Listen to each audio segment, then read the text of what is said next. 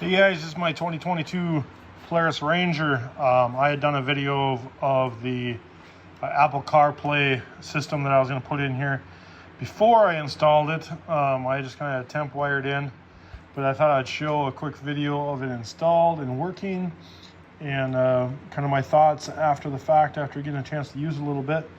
I am videoing this on my iPad, so it might be a little shaky. I'm apologizing for that. Because when I turn the Apple CarPlay on, it's going to try to connect to my phone. Last time I did that, it interrupted the video. So here it is, after I finally got it installed. This is the Apple CarPlay here, installed in the Ranger. I ran the wires, kind of, you can see back there, just made a little hole around the wires. I was going to make a video of the actual install, but it was hot and I was just kind of chipping away and ended up not. But if anybody has any questions on more specifics, just go ahead and reach out.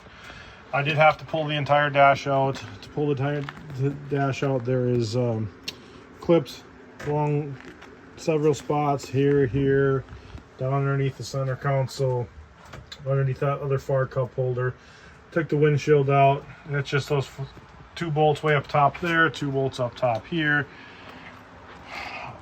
Drop the windshield out. There's 3 screws on this particular windshield. Of course, every windshield model is a little different.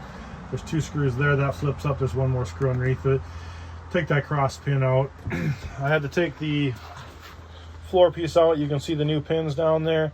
3 pins on each side. That floor piece pops out. Underneath the seats, lift out the storage compartments. I did not take the back floor out. I just used a stiff piece of wire and reached across there and fed the wire through. Of course, underneath the back seats, pull these out, and I got into there. I had to take the back seat out, which is done by pulling this panel out.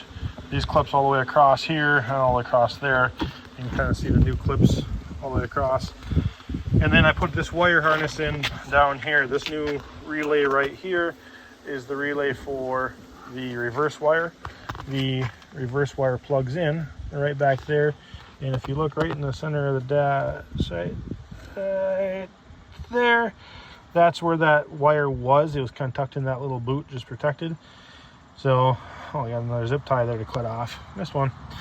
Zip tie that wire all the way across. Now, one problem I did have is this backup camera is triggered off of the positive wire, and that harness right there is for reverse lights or reverse camera, and it's triggered off the negative wire. So if you wire up reverse lights to that, it will have to be wired to the negative wire for the lights to trigger it on and off. Or you have to put in a second relay. Now I have a second relay in here because my camera has no other option but to trigger the power wire. So that relay triggers negative. This runs up inside of here, behind the seat, back behind the seat. There's another relay that I have then. Oh, I got some zip ties. I have another relay back here that then triggers the positive wire off of that negative feed. If that makes sense. If it doesn't, feel free to reach out. I can go through a little quick video. Then I have the wires running up through this wire loom here and over to my backup camera, which runs right up there. So easy enough. The backup camera then is mounted on my particular machine right here. It's just held on with some two-face tape at this time. That 3M two-face tape is the same thing that holds door trim panels on cars for their entire life of their. So good chance I'll probably never have to change that, but we'll see. Got a little rain today. So I had some other wiring things I wanted to change today. I actually changed. I wired up a accessory. So if I flip this switch, it actually turns my radio. Well, it turns everything that's plugged into my pulse bar on. Super easy mod there if you guys ever want to have accessories in your vehicle without having to do too much stuff and not having to wire up a switch. So this, while it says stereo, is actually will turn everything that's plugged into my pulse bar on will turn on with that or the key. The radio, I also changed these today because I just really was anal about having all my switches match. So for my V-plow, strobes, the horn, and of course my lights. I think I'm going to change out this one. Originally I thought maybe it'd be nice to have it different, just stand out so I can, I don't know, just textile different even, but I think I'm going to change it. Anyways, let's go ahead and fire this bad boy up. It's going to connect to my phone automatically. I'm just turning it on with my accessory switch that I wired up. It takes a few seconds to connect. It initially plays music on my phone until it finally gets this connected. The way these work is there's actually two Bluetooth signals off of this. One's going to my phone, one's going to the radio. So it takes a few seconds for it to let everything link up. But once it's on, man, this iPad is kind of hard to hold.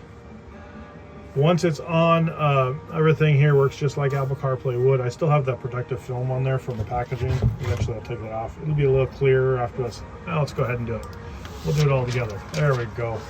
Nice and clear now. So Onyx mapping software works on here. That's pulling up. Let's go turn this down here. Onyx software is pulling up. Google Maps pulls up. Ride command does not work on here. I can, with this particular model, do a phone mirror. So then it'll show up, but then the touchscreen doesn't work on the device. Only the touchscreen would work on my phone. And the whole idea behind this is to not have to have my phone out. So I don't know. Maybe ride command will eventually be compatible with CarPlay, but if not, Onyx is. Otherwise, everything else works on there.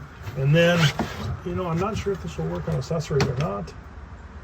No, it will not. So I do have to turn the key on. So now I'm on key. So everything's going to fire up. And if I put this in reverse, it says, oh, there we go. There's my backup camera. Works slick. As soon as I put it in reverse, take it out of reverse, it goes right back to the CarPlay. Pretty freaking slick. So far I really like it. That's my dyno jet there. This is just the single overhead cam, but that dyno jet makes a pretty big difference. I have that, RVS clutches, and HMF exhaust on this. And 8 dynos, factory 62 horse. With that setup, I am running about 82 horse. And it sounds pretty good, not real loud. But HMF comes in 2 different options. You can get it in the loud one or the quiet one. Mine's the quiet one. I don't really like it real loud, but yeah, there's just a quick rundown. So far I really like it. It's quick. It's very quick. It's clear.